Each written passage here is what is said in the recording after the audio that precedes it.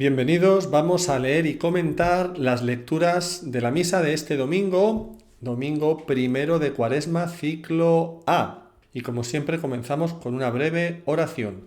En el nombre del Padre, y del Hijo, y del Espíritu Santo. Amén.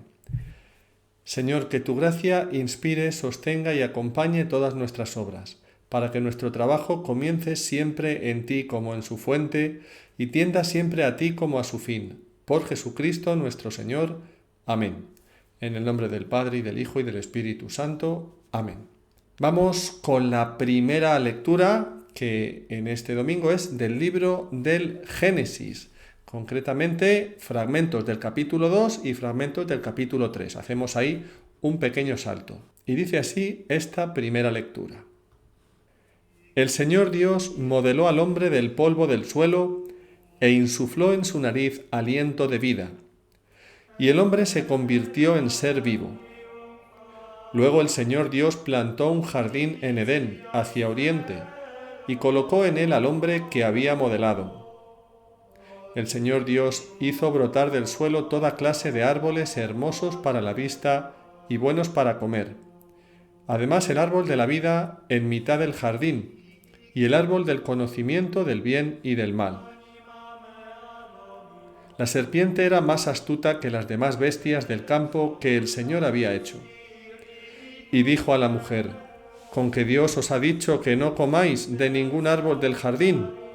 La mujer contestó a la serpiente: Podemos comer los frutos de los árboles del jardín, pero del fruto del árbol que está en mitad del jardín nos ha dicho Dios: no comáis de él ni lo toquéis, de lo contrario moriréis.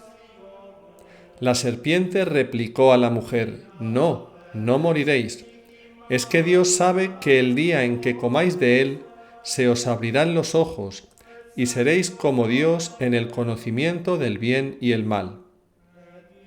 Entonces la mujer se dio cuenta de que el árbol era bueno de comer, atrayente a los ojos y deseable para lograr inteligencia. Así que tomó de su fruto y comió. Luego se lo dio a su marido, que también comió. Se les abrieron los ojos a los dos, y descubrieron que estaban desnudos, y entrelazaron hojas de higuera y se las ciñeron. Decíamos antes que esta primera lectura se compone de dos fragmentos, uno del capítulo 2, otro del capítulo 3. En el capítulo 2 se nos narra la creación del hombre. En el capítulo 3 se nos narra su caída, el pecado original. Pues bueno, se ha querido hacer así, la Iglesia nos pone hoy estos dos textos para que veamos el contraste.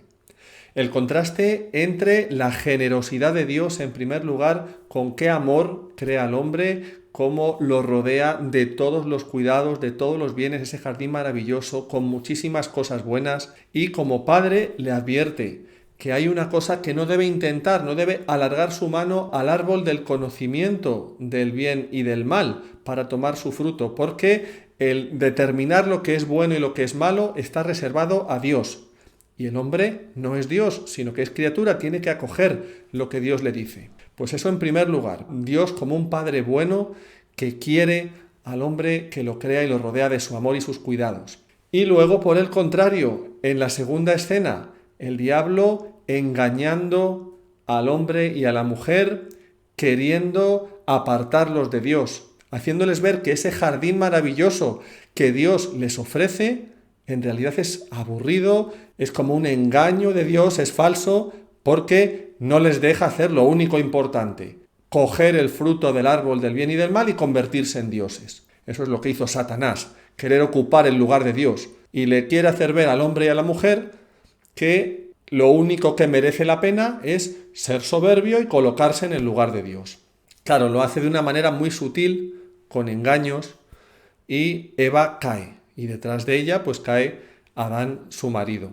Triste relato este del pecado original, pero que va a ser luego iluminado por lo que escuchemos en la segunda lectura. Entre medias tenemos el Salmo 50, un salmo penitencial muy apropiado para este comienzo del tiempo de Cuaresma, en el que repetimos: misericordia, Señor, hemos pecado. Pedimos el perdón de Dios reconociendo nuestra condición de pecadores.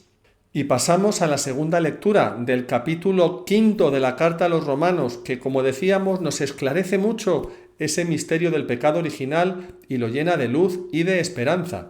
Vamos a escuchar lo que nos dice. Hermanos, lo mismo que por un hombre entró el pecado en el mundo, y por el pecado la muerte, y así la muerte se propagó a todos los hombres, porque todos pecaron, pues hasta que llegó la ley había pecado en el mundo, pero el pecado no se imputaba porque no había ley. Pese a todo, la muerte reinó desde Adán hasta Moisés, incluso sobre los que no habían pecado con una transgresión como la de Adán, que era figura del que tenía que venir. Sin embargo, no hay proporción entre el delito y el don. Si por el delito de uno solo murieron todos, con mayor razón la gracia de Dios y el don otorgado en virtud de un hombre, Jesucristo, se ha desbordado sobre todos. Y tampoco hay proporción entre la gracia y el pecado de uno, pues el juicio a partir de uno acabó en condena, mientras que la gracia a partir de muchos pecados acabó en justicia. Si por el delito de uno solo la muerte inauguró su reinado a través de uno solo, con cuánta más razón los que reciben a raudales el don gratuito de la justificación reinarán en la vida gracias a uno solo, Jesucristo. En resumen, lo mismo que por un solo delito resultó condena para todos, así también por un acto de justicia resultó justificación y vida para todos. Pues así como por la desobediencia de un solo hombre todos fueron constituidos pecadores, así también por la obediencia de uno solo todos serán constituidos justos. Un fragmento muy denso, ¿verdad?, en contenido teológico, estos versículos del capítulo 5 que hemos leído de la carta a los Romanos.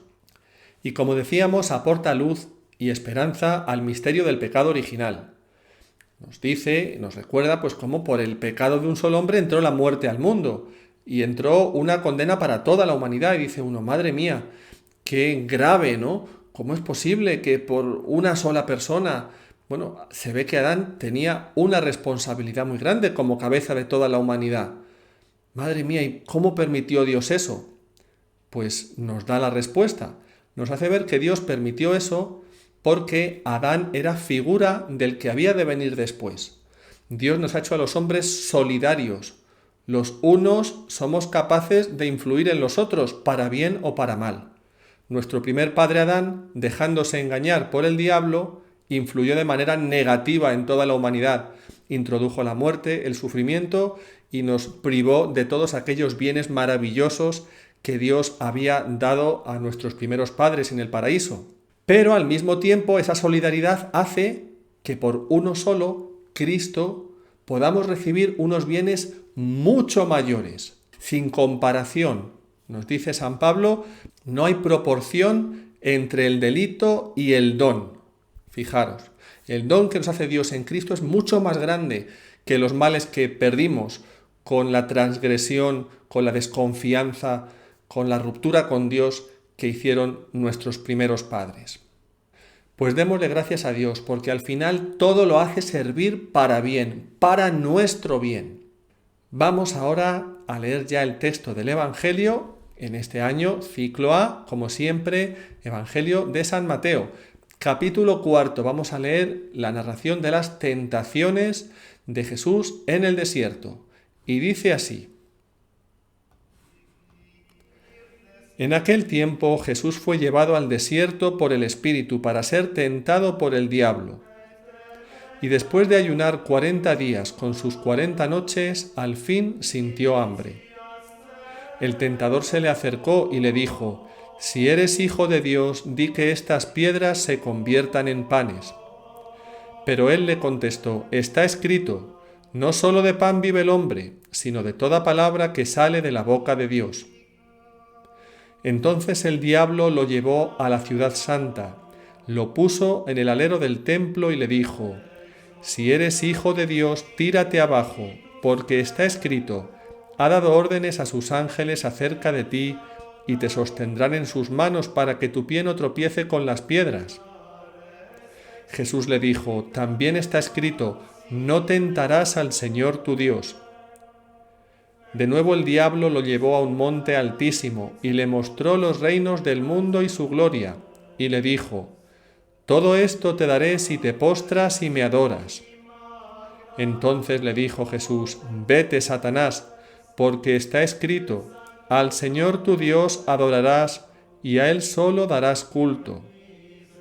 Entonces lo dejó el diablo, y he aquí que se acercaron los ángeles y lo servían.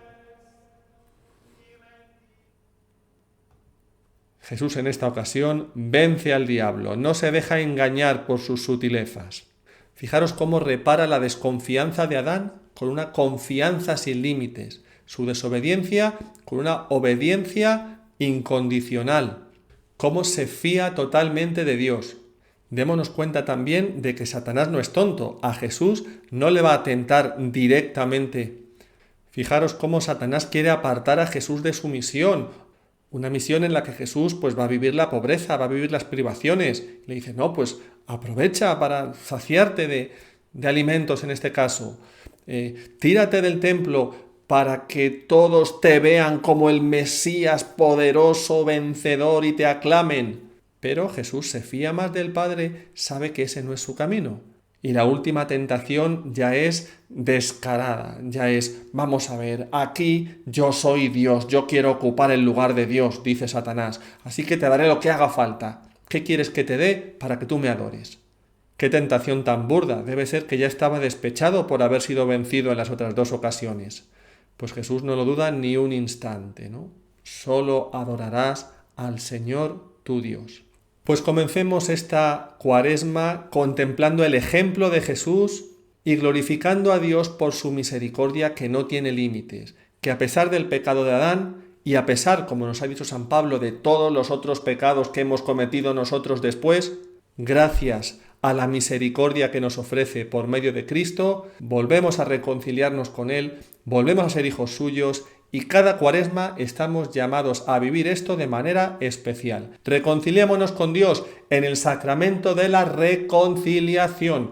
Que no pase esta Cuaresma sin confesarnos. Que el Señor nos bendiga y nos acompañe, que Él os colme a todos de sus bienes y sus gracias. Si quieres ayudarnos, suscríbete, dale a me gusta y comparte el vídeo en tus redes sociales.